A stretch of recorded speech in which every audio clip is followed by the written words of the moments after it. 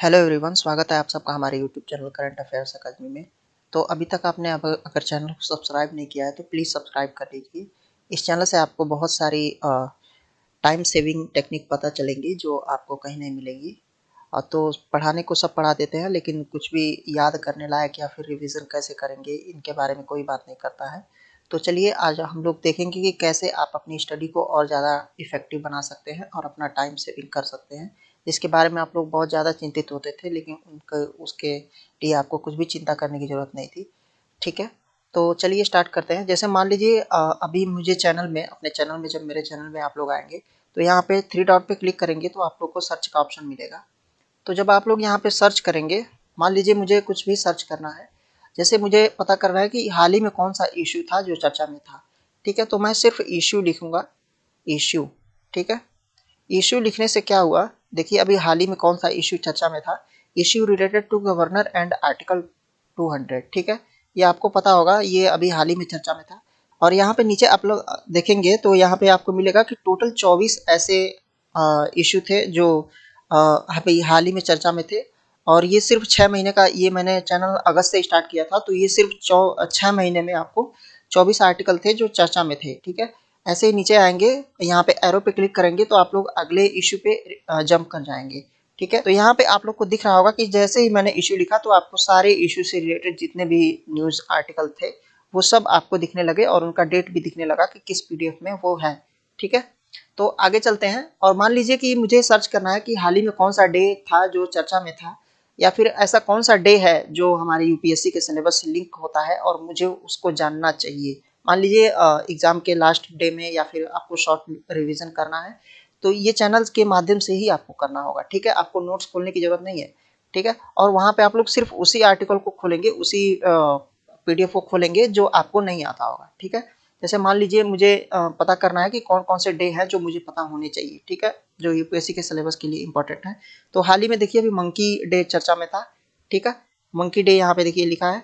अभी यहाँ पे टोटल 11 डे हैं जो चर्चा में थे, और ये सिर्फ 6 महीने के हैं। ठीक है, 6 महीने से मैंने इस चैनल को स्टार्ट किया है, तो ये सिर्फ 6 महीने में इतने डे हैं जो चर्चा में थे और आपको जानना चाहिए। ठीक है, मंकी डे के पहले क्या चर्चा में था, चीता डे। ठीक है, ये भी आपको पता होगा। ऐसे करेंगे ऊपर तो सारे के साथ डिसेबिलिटीज डे।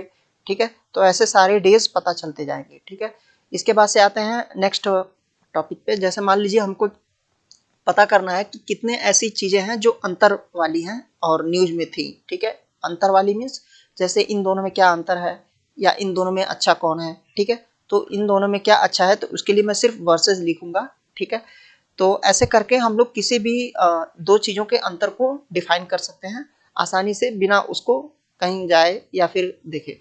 ठीक है, उसके बाद से आते हैं, मान लीजिए मुझे किसी एनिमल के बारे में जानना है कि वो एनिमल कितनी बार चर्चा में रहा और किस कारण से चर्चा में रहा। तो उसके बारे में जानने के लिए मुझे सिर्फ वहाँ पे इसका नाम लिखना होगा। जैसे मान लीजिए मुझे टाइगर के बारे में जानना है। ठीक है, टाइगर के बारे में जानना है तो टाइगर मैं अगर लिखता हूँ, ठीक है, यहाँ पे देखिए टाइगर, पेंच टाइगर रिजर्व हाल ही में चर्चा में था। ठीक है, अगर मैं यहाँ पे एरो पे क्लिक करूंगा तो यहाँ पे फिर से अगले नेक्स्ट इसके पीछे जो चर्चा में था उसके पे आ गया। रानीपुर न्यू टाइगर रिजर्व जो यूपी में बना है, अभी इसके बारे में चर्चा हो रही थी, तो ये भी मुझे मिल गया। ठीक है, ऐसे ही एक बार और मैं क्लिक करूंगा तो टाइगर से रिलेटेड जितने भी न्यूज़ थे, ऑब्वियस सी बात है अगर टाइगर रिजर्व है तो टाइगर की ही बात हो रही होगी।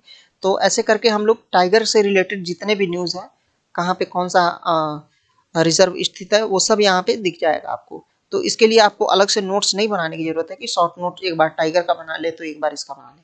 ठीक है, इस चैनल को मैंने ऐसे डिज़ाइन किया है, कस्टमाइज किया है, ताकि आप कोई भी चीज़ खोजने में सिर्फ 1 सेकंड का टाइम लगे और आपको कोई भी चीज़ खोजने में जो भी टाइम है वो बच जाए। तो ये हो गया हमारा किसी भी एनिमल के बारे में जानने का तरीका, कैसे हम लोग जान सकते हैं। ठीक है, उसके बाद से आते हैं कि मान लीजिए जो मैंने यहाँ पे लिखते जाता हूँ पीडीएफ में, आपको पता होगा मैं कई जगह पीडीएफ में लिख देता हूँ कि ये इन्फॉर्मेशन ऑलरेडी कवर हो चुकी है, तो वो मैं तब भी लिखता हूँ जब कुछ उसमें नया अपडेट नहीं होता है। ठीक है, अगर कुछ नया अपडेट होता है तो मैं उसको जरूर डालता हूँ जो आपके यूपीएससी सिलेबस से मैच करता है, जो सिलेबस से मैच करता है कि हाँ इससे क्वेश्चन बन सकते हैं, तो ही मैं उसको लिखता हूँ। ऑलरेडी जो चीज़ें कवर हो चुकी हैं उनको अपना टाइम देने का कुछ उसमें पीडीएफ की साइज बढ़ाने से आपका कोई फ़ायदा नहीं है।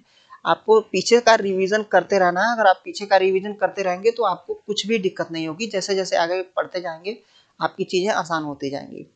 ठीक है, तो मान लीजिए अगर मैं कुछ भी लिखता हूँ कि मुझे 26 तारीख का मुझे पीडीएफ चाहिए, 26 सितंबर का मान लीजिए मुझे पीडीएफ चाहिए।